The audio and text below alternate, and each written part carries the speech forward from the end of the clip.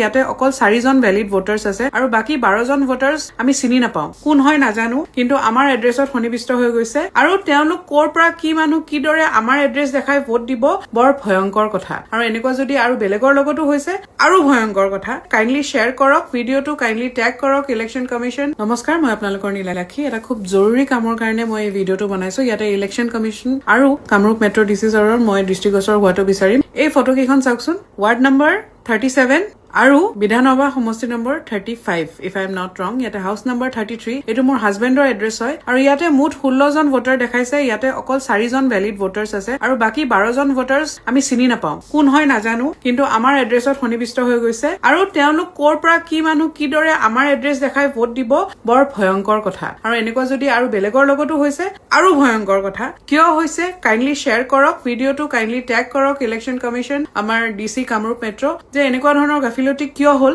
this is a very serious concern I think because 12 members who are not part of our family who are not part of that address are going to vote using that address বহুত ডাঙৰ কথা আৰু এনেকুৱা কিয় হল ইমান ধুনিয়াকে সব পৰিচালনা কৰা বুলি আমাক জনোৱা গৈছিলে গতিকে I leave it to your good judgment thank you so much Jay Assam Jay Zubeen da